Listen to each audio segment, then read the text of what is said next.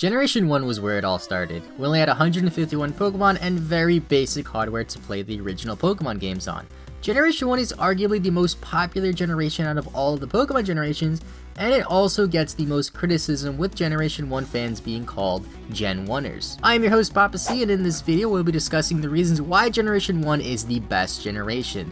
Now, a minor disclaimer here, I did start playing Pokemon in Generation 1 when I was a kid with Pokemon Red version. However, I plan on making a video like this for every single Pokemon generation, and I figured why not start with Generation 1. If you guys enjoy this and want to see more videos like this about Generation 2 and so on, make sure you click that like button as it helps out the channel tremendously, and subscribe if you haven't already with notifications turned on so you don't miss a future upload. Reason number 1. This is where it all started. There's no denying that Pokemon is one of the greatest and most popular video game franchises of all time, and none of this would even be possible without Generation 1. Although today there are many games similar to Pokemon, Pokemon was the first one to do it and the best one to do it. I remember spending countless hours playing Pokemon Red with my family, training Pokemon, and trying to beat every single gym leader in the game.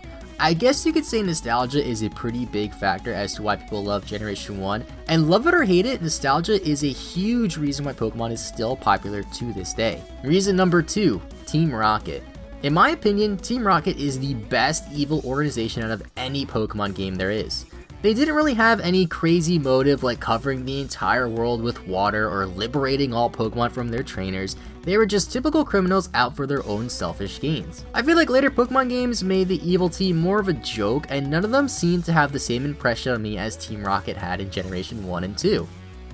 I will never forget the twist of Giovanni being the 8th gym leader in Pokemon Red and Blue, which is the only real instance of a gym leader being evil and corrupt in the actual main series Pokemon games. Reason number 3, the anime and the manga. Now, this one isn't about the games, so I was hesitant to even put this on the list, but I think that the anime and the manga are a big reason why Generation 1 is still loved to this day. You can certainly make the argument the newer seasons of the Pokemon anime are better, as the Pokemon X and Y and the Pokemon Sun and Moon anime have been very well received amongst Pokemon fans. However, the Generation 1 manga is something I think everyone should read.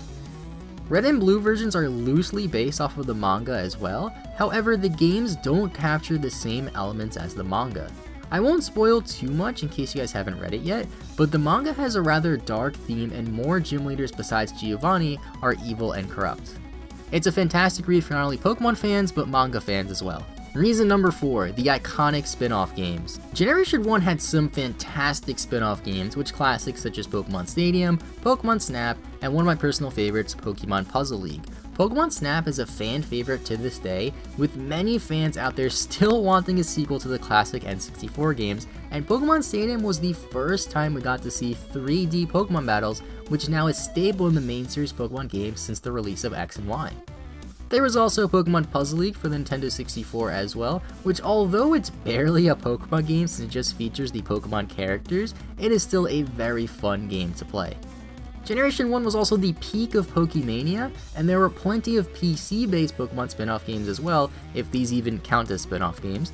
I remember getting a Pokemon Art Academy game, not the 3DS one, a really old one in the late 90s, where you can create posters and other Pokemon-themed creations, as well as Pokemon Play It, which was very similar to the modern-day Pokemon TCGO, except without the online part. I'll admit that in my opinion, these spin-off games aren't the best in the entire Pokemon series, but there's no doubt that games like Pokemon Snap are some of the most beloved games in the entire franchise. Reason number 5, glitches. In most cases for games, glitches are a bad thing, but all of the silly glitches in Pokemon Red and Pokemon Blue help make it so special. Pokemon Red and Blue probably have the most glitches out of any game I've ever played, with iconic glitches such as the Missing No glitch and Glitch City. These glitches helped make the game a lot of what they are today in my opinion, and every Pokemon fan knows about these infamous glitches. A lot of these glitches are helpful in many speedruns as well, and Pokemon Red and Blue speedruns are some of my favorite types of speedruns to watch.